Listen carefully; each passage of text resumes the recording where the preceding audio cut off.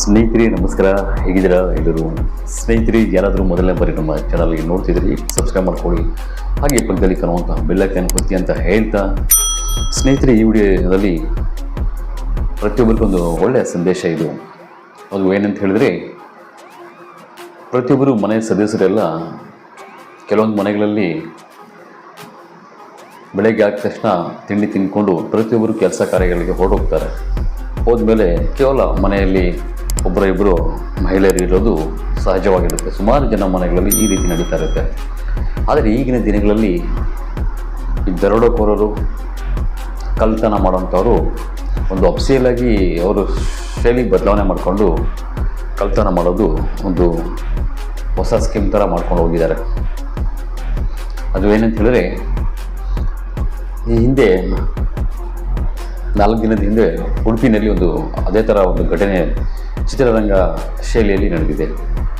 ಅದು ಏನಂತ ಹೇಳಿದ್ರೆ, ಉಡುಪಿಯಲ್ಲಿ ಒಂದು ಒಳ್ಳೆಯ ಶ್ರೀಮಂತೆ ಮನೆಯನ್ನು ಗಮನಿಸಿರುವಂತಹ ಕೆಲವೊಬ್ಬರು ಒಂದು ದೊಡ್ಡ ಮನೆ, ಐಷಾರಾಮಿ ಥರ ಮನೆ ಕಟ್ಟಿರ್ತಾರೆ. ಎಲ್ಲ ದೊಡ್ಡ ದೊಡ್ಡ ಗೇಟ್ಗಳೆಲ್ಲ ಇರ್ತಾರೆ. ಈ ಮನೆ ಮೇಲೆ ಸುಮಾರು ಜನಕ್ಕೆ ಕಣ್ಣು ಬೀಳುತ್ತೆ. ಮನೆಯ ಯಜಮಾನ ಮತ್ತು ಹೆಂಗಸರು ಕವಿತಾ ಅಂತ ಇಬ್ಬರು ಇರ್ತಾರೆ. ಹಾಗೆ ಇಬ್ಬರು ಮಕ್ಕಳಿರ್ತಾರೆ.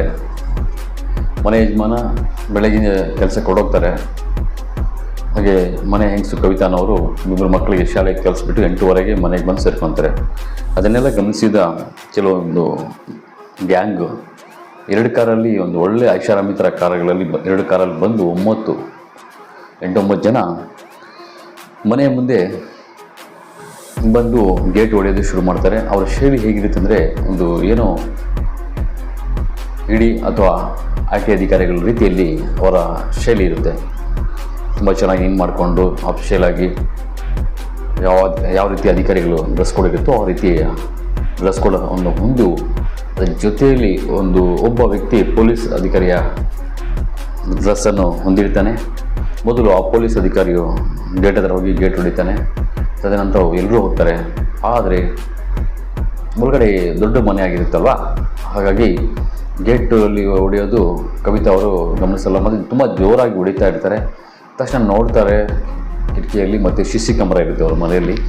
CC ಕ್ಯಾಮ್ರಾದಲ್ಲಿ ಒಳಗಡೆ TV ನೋಡಿದಾಗ ಮನೆಯ ಮುಂದೆ 2 ದೊಡ್ಡ ಕಾರು, ಒಂದು 8-9 ಜನ ನಿಂತ್ಕೊಂಡಿರ್ತಾರೆ, ಗೇಟ್ ಹೊಡಿತಾ ಇರ್ತಾರೆ. ಆದರೆ ಇವ್ರಿಗೆ ಅನುಮಾನ ಬರುತ್ತೆ, ಯಾರು ಇಷ್ಟು ಜನ ಬಂದಿದ್ದಾರೆ, ಏನಾದರೂ IT ಅಧಿಕಾರಿಗಳ ಇಲ್ಲ ಅಂಥೇಳಿ ಮನೆ ಯಜಮಾನಕ್ಕೆ ತಕ್ಷಣ ಕರೆ ಮಾಡ್ತಾರೆ.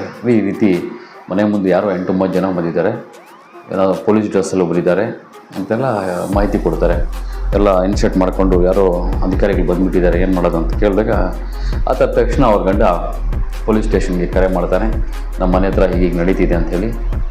ತಕ್ಷಣ ಪೊಲೀಸ್ ಅಧಿಕಾರಿಗಳು ಅವ್ರಿಗೆ, ಆ ಮಹಿಳೆಗೆ ಕಾಲ್ ಮಾಡಿ ಹೇಳ್ತಾರೆ, ನೋಡಮ್ಮ, ನೀನು CC ಕ್ಯಾಮ್ರಾದಲ್ಲಿ ಗಮನಿಸು, ಯಾರಾದರೂ ಅದರಲ್ಲಿ ಗೊತ್ತಿರೋರು ಯಾರಾದರೂ ಇದ್ದಾರೆ ಅಂತ ಹೇಳಿದಾಗ, ಯಾರಾದರೂ ಗೊತ್ತಿಲ್ಲದೆ ಇರೋರು ಇದ್ದರೆ, ವ್ಯಕ್ತಿಗಳಿದ್ದರೆ ಏನು ತೆಗಿಯೋಕ್ಕೆ ಹೋಗ್ಬಿಡಿ.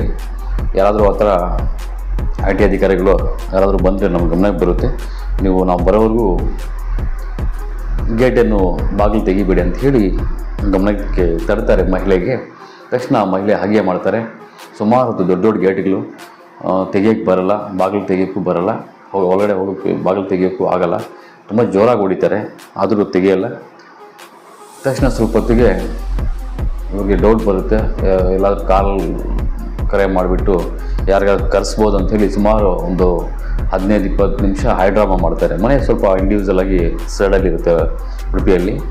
ಉಡುಪಿ ನಗರದಲ್ಲಿ ದೊಡ್ಡದಾಗಿ ಇರ್ಬೋದಲ್ವ, ಹಾಗಾಗಿ ಆ ನಗರದಲ್ಲಿ ಡಾಲರ್ಸ್ ಕಾಲೋನಿ ರೀತಿಯಲ್ಲಿ ಒಂದು ಏರಿಯಾ ಇರುತ್ತೆ, ಆ ರೀತಿ ನಡೆಯುತ್ತೆ. ತಕ್ಷಣ ಈ ಕಾರುಗಳು 2 ಕಾರುಗಳಲ್ಲೇ ನಂಬರ್ ಪ್ಲೇಟ್ ಬೇರೆ ಇರೋಲ್ಲ. ಆ ಕಾರುಗಳು ಅಲ್ಲಿಂದ ಓಡೋಗ್ತವೆ. ಮತ್ತು ಮನೆ ಯಜಮಾನ ಹಾಗೂ ಪೊಲೀಸ್ ಸಬ್ ಇನ್ಸ್ಪೆಕ್ಟರ್ ಅವರೆಲ್ಲ ಅಲ್ಲಿ ಬಂದು ನೋಡಿದಾಗ ಹೊರಟೋಗಿರ್ತಾರೆ.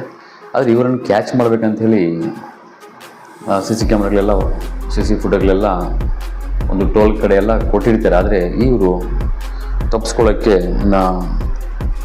ಒಂದು ಟೋಲ್ ಕಡೆ ಎಲ್ಲ ಹೋದರೆ ಸಿಕ್ಕಾಕೊಂತೀವಿ ಅಂತೇಳಿ ಟೋಲ್ ತಪ್ಪಿಸ್ಕೊಂಡು ಹೋಗ್ತಾರೆ. ತಕ್ಷಣ ಇವರು ಈಗ ಪೊಲೀಸ್ ಅಧಿಕಾರಿಗಳೆಲ್ಲ ಇವರನ್ನು ಹುಡುಕೋ ಇದರಲ್ಲಿದ್ದಾರೆ.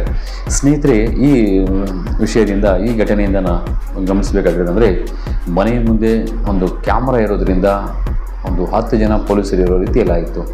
ಅಕಸ್ಮಾತಾಗಿ ಏನಾದರೂ ಇವರು ಮನೆಯಲ್ಲಿ ಕ್ಯಾಮ್ರಾಗಳು ಇಳಿದೆ ಬಾಗಿಲು ಹೊಡೆದಿದ್ರು, ಯಾರಂತ ಬಾಗಿಲು ತೆಗೆದುಬಿಟ್ಟಿದ್ರೆ ಇವತ್ತು ಒಂದು ಉಡುಪಿಯಲ್ಲಿ ದೊಡ್ಡ ಘಟನೆ ನಡೀತಾ ಇತ್ತು, ದೊಡ್ಡ ದರೋಡನೆ ನಡೀತಾ ಇತ್ತು. ಆ ಮಹಿಳೆಯ ಪ್ರಾಣನೂ ಹೋಗಬೇಕಾಯಿತು.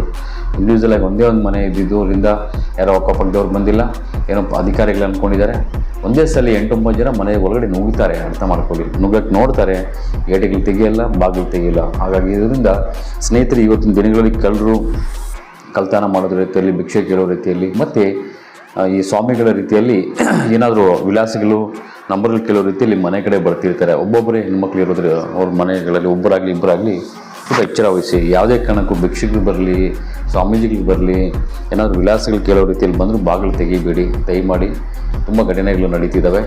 ಹಾಗಾಗಿ ಸಾಧ್ಯವಾದಷ್ಟು ಎಲ್ಲ ಮನೆಗಳ ಮುಂದೆ ಎಷ್ಟು ಬಡತನ ಇದ್ರೂ ಪರವಾಗಿಲ್ಲ, ಮನೆ ಚೆನ್ನಾಗಿ ಕಟ್ಕೊಂಡಿದ್ರೆ ಒಂದು ಸಿ ಸಿ ಕ್ಯಾಮ್ರಾ ಫಿಟ್ ಮಾಡಿ, ಒಂದು 2 ಕ್ಯಾಮ್ರಾ ನಿಮ್ಮದು ಒಂದು 15-20 ಸಾವಿರದಲ್ಲಾಗುತ್ತೆ. ಈ ರೀತಿ ಕ್ಯಾಮ್ರಾ ಇರೋದ್ರಿಂದ ನಿಮ್ಮ ಮನೆ ಮುಂದೆ ಯಾವುದೇ ರೀತಿಯ ಘಟನೆಗಳು, ಯಾರ್ಯಾವ ರೀತಿ ಅವರು ಬರೋಕ್ಕೆ ಭಯ ಬೀಳ್ತಾರೆ. ಅಂಥ ಸಂದರ್ಭಗಳಲ್ಲಿ ಈ ತರಹ ಘಟನೆಗಳು ನಡೆಯಲ್ಲ. ಬರೋಕ್ಕೆ ಕ್ಯಾಮ್ರಾ ಇದೆ ಅಂದರೆ ಅವರು ಭಯ ಬೀಳ್ತಾರೆ. ಹಾಗಾಗಿ ಪ್ರತಿಯೊಬ್ಬರು ಒಂದು ಮನೆ ಮುಂದೆ ಒಂದು 2 ಕ್ಯಾಮ್ರಾ ಇರೋದು ಒಂದೇ, ಒಂದು 10 ಜನ ಇರೋ ರೀತಿ ಇರುತ್ತೆ. ಆ ಕನೆಕ್ಷನ್ಸನ್ನು ನಿಮ್ಮ ಮನೆಯಲ್ಲಿ ಇರುವಂಥ TV ಕನೆಕ್ಷನ್ ಕೊಟ್ಟಾಗ ಅದೇನಾಗುತ್ತೆ ಅಂದರೆ ಅಂಥ ಘಟನೆಗಳು ನಡೆಯಲ್ಲ. ಅದರ ಜೊತೆಯಲ್ಲಿ ಮಹಿಳೆಯರು, ಹೆಣ್ಮಕ್ಳು ಮನೆಯಲ್ಲಿ ಒಬ್ಬೊಬ್ಬರೇ ಇರೋವರು ದಯಮಾಡಿ ಭಿಕ್ಷುಕರು ಬರಲಿ, ಸ್ವಾಮೀಜಿಗಳು ಬರಲಿ, ಯಾರೇ ಬರಲಿ ಬಾಗಿಲು ತೆಗಿಬೇಡಿ. ಅದರಲ್ಲಿ ಈ ನಡುವೆ ಬುರ್ಕಾಗಳು ಹಾಕೊಂಬರೋದು ಜಾಸ್ತಿ ಆಗಿಬಿಡ್ತಾ ಇದೆ. ಮುಸ್ಲಿಮ್ಸ್ ಹೆಸರು ಥರ ಬುರ್ಕಾಗಳು ಹಾಕೊಂಬರೋರಿಗೆ ಅಸಲಿಗೆ ಏನು ಭಿಕ್ಷೆನೂ ಕೊಡಬೇಡಿ, ₹1 ಕೊಡೋಕ್ಕೆ ಹೋಗ್ಬೇಡಿ. ಅದರಲ್ಲಿ ತುಂಬ ಕಳ್ಳರು ಇರ್ತಾ ಇದ್ದಾರೆ. ಬುರ್ಕಾಗಳು ಹಾಕೊಂಬರೋದು, ಒಬ್ಬೊಬ್ಬರು ಎದುರು ಏನಾದರೂ ಮನುಷ್ಯನ ಬಿಡಿ ಅದು ಇದು ಹಾಕ್ಬಿಡೋದು, ಅವ್ರ ಸರಗಳು ಕಳ್ತನ ಮಾಡ್ಕೊಂಡು ಹೋಗೋದು. ಫ್ರೀಡಮ್ ಆಗಿ ಏನು ಬುರ್ಕಾಗಳು ಇಲ್ದಿರೋ ನೀವು ದಾನ ಮಾಡಬೇಕಂದ್ರೆ ಹಾಕಿ, ಅದು ಯಾರಿಗೂ ಕೊಡೋಕ್ಕೂ ಹೋಗ್ಬೇಡಿ. ಬುರ್ಕಾಗಳಲ್ಲಂತೂ ಊರುಗಳಲ್ಲಿ ಎಂಟ್ರಿನೇ ಮಾಡಿಸ್ಬೇಡಿ. ಸರ್, ಇವರಿಂದ ಬುರ್ಕಾಗಳು ಹಾಕ್ಕೊಂಡು ತುಂಬ ಕಳ್ತನಗಳು ಮಾಡ್ತಾಯಿದ್ದಾರೆ. ಸರ ಕಳ್ತನ ಜಾಸ್ತಿ ನಡೀತಿದೆ. ಮತ್ತು ಅವ್ರು ಯಾರಂತ ಅವ್ರ ಮುಖಾನೇ ಕಾಣಿಸಲ್ಲ. ಗಂಡಸರು ಕೂಡ ಬುರ್ಕಾಗಳು ಹಾಕೊಂಡ್ಬರ್ತಾಯಿದ್ದಾರೆ ಈ ನಡುವೆ ಕಳ್ತನ ಮಾಡೋಕ್ಕೆ. ಬುರ್ಕಾಗಳು ಬಂದರೆ ₹1 ದಾನನೇ ಮಾಡಿಬಿಡಿ. ಯಾರೇ ಆಗಲಿ, ಮಹಿಳೆಯರಾಗಲಿ ಪುರುಷರಾಗಲಿ ಯಾರೇ ಆಗಲಿ ಕೊಡಬೇಡಿ ಅಂತ ಹೇಳ್ತಾ, ಈ ಸುದ್ದಿಯನ್ನು ನಮ್ಮ ಎಲ್ಲ ಸ್ನೇಹಿತರಿಗೂ ಶೇರ್ ಮಾಡಿ ಅಂತ ಹೇಳ್ತಾ ನಮಸ್ಕಾರ, ಧನ್ಯವಾದಗಳು. ಸ್ನೇಹಿತರೆ, ವಿಶೇಷ ಸುದ್ದಿ. ಯಾರಾದರೂ ನಮ್ಮ ನಾಡಿನ ಹೆಣ್ಮಕ್ಳು, ಮಹಿಳೆಯರು ಮನೆಯಲ್ಲೇ ಇದ್ದು ಆರ್ಥಿಕವಾಗಿ ಅಭಿವೃದ್ಧಿ ಹೊಂದಬೇಕಾದ್ರೆ ತಕ್ಷಣ VKRS ಜೀವನಾಧಾರ ಸ್ಕೀಮ್ಗೆ ಸೇರಿ ಮನೆಯಲ್ಲೇ ಇದ್ದು ನೀವು ನಿಮ್ಮ ಸಂಪರ್ಕದಲ್ಲಿ ಹಣ ಪಡಿಬೋದು. ವಾರಕ್ಕೊಮ್ಮೆ 4,000, 8,000, 14,000ವರೆಗೂ ಪಡಿಬೋದು. ಹಾಗಾಗಿ ಈಗಲೇ ನೀವು VKRS ಜೀವನಾಧಾರ ಸ್ಕೀಮ್ಗೆ ಸೇರಿಕೊಳ್ಳಿ. ನಿಮ್ಮ ಕರ್ನಾಟಕದ ಯಾವುದೇ ತಾಲೂಕಲ್ಲಿ ಆಗ್ಬೋದು, ಜಿಲ್ಲೆಯಲ್ಲಿ ಆಗ್ಬೋದು, ತಕ್ಷಣ ಹಣ ಗಳಿಸೋದು ಒಂದು ಉತ್ತಮ ಮಾರ್ಗವಾಗಿದೆ. ನೀವು ಮನೆಯಲ್ಲೇ ಇದ್ದು ಸ್ವಲ್ಪ ಜೀವನಾಧಾರ ಸ್ಕೀಮಲ್ಲಿ ಸೇರಿಕೊಂಡು ಬೆಳೀಬೋದು ಅಂತ ಹೇಳ್ತಾ ಈ ಸುದ್ದಿಯನ್ನು ಉಪಯೋಗ ಮಾಡಿಕೊಳ್ಳಿ. ಏನಾದರೂ ಸೇರೋರು ಈ ಇದರಲ್ಲಿ ಬರುವಂತಹ VKRS ಜೀವನಾಧಾರ ಸ್ಕೀಮ್ಗೆ ಅವರ ಕಚೇರಿಗೆ ಕರೆ ಮಾಡಿ ಮಾತಾಡ್ಬೋದು. ನಮಸ್ಕಾರ.